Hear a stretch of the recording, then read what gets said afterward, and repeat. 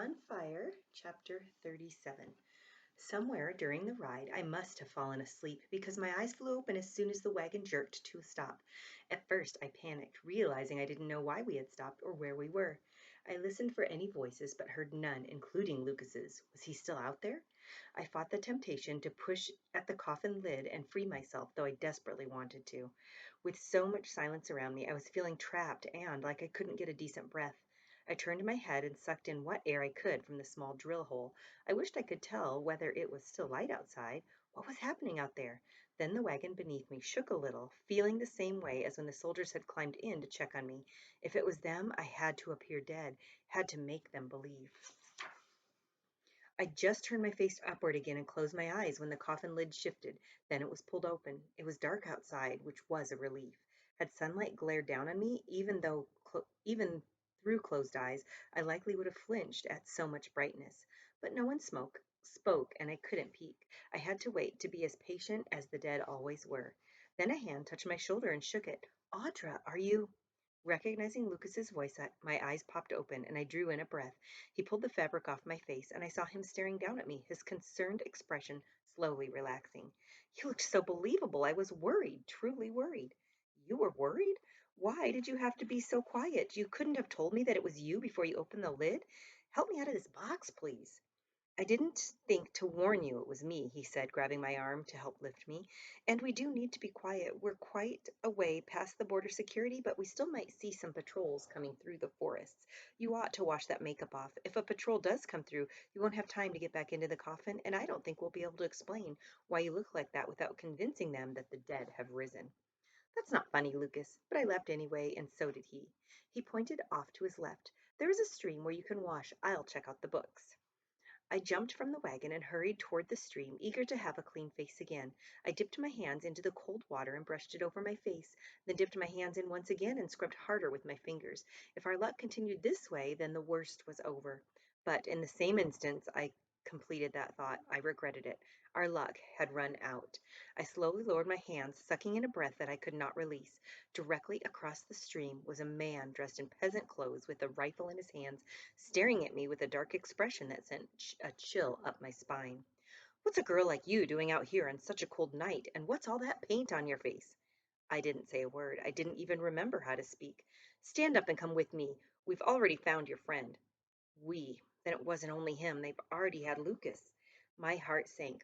Lucas had been my one hope to get out of this trouble, but sure enough, when I got to the crest of the hill, he was seated in the back of the wagon on top of the coffin, his arms tied behind him with a gag around his mouth. A woman with a second rifle was standing watch over Lucas. She was similarly dressed to the man who had captured me and had matted brown hair sticking out from her headscarf. Her eyes flicked between the man and me, growing colder with each look. We were hired to transport that coffin, I said, nothing more. Yes, but I'm looking at the paint on your face and I'm thinking maybe you were in that coffin before stopping here. And if you were, then I already know why. One smuggler can always recognize another, isn't that right? We're a brother and sister. He whistled. Too bad. Your friend there just claimed you were cousins. You two should get your lies straight next time, if there is a next time. Get into the wagon. Lucas looked at me apologetically while I climbed in and sat on the coffin, reminding myself that at least here we were protecting the books. The man followed me with the length of rope provided to him by the woman who I guessed was his wife. He tied one end of my left wrist and then began wrapping the rope around me. I inhaled to expand my chest and widen my arms as much as I dared, hoping he wouldn't notice. While he wound the rope, he said, "We were there at the border when your friend spoke with the Kozak officers. They said he looked familiar, and my wife thought he did too. Your friend said he used to work in the home of a Russian landowner, but so did my wife, except she truly was a servant there." He turned to Lucas. "She was one of your servants, boy. You are one of them." I looked over at Lucas for confirmation of what she had said or a denial, but he was looking down, refusing to acknowledge them or me, which was probably his own confession. By then the man had finished winding the rope around me, and now he knotted it on my right hand. I slowly exhaled, but kept my arms widened. "Come morning, we'll take you both back to those same Cossacks, offer you in trade for our son, who they arrested a week ago, and then they'll get back one of their own, and we'll get back our own." "They won't honor the trade," I said. "They'll take us, and then they'll arrest the two of you as well." "Look who knows so much about the Cossacks," his wife said with a wicked grin.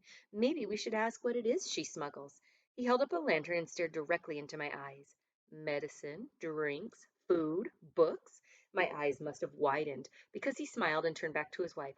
They're book smugglers. Books, absolutely worthless, his wife said. That's what they must be hiding in the coffin.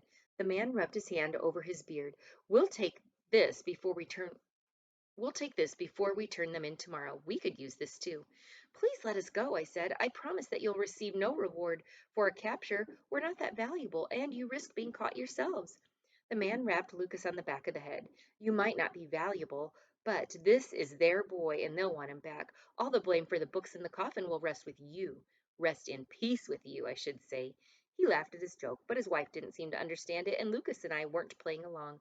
So he added, You'll fit nicely with the Kozaks' plan. We heard them talking about a demonstration in a couple of days, and as a punishment for that town's love of books. What town? I asked. Kratzy. My heart sank. That was the last place we had been, where the priest had warned us of rumors of trouble. But they weren't rumors. It was going to happen 2 days from now, and there was nothing we could do to help them or to stop it from happening.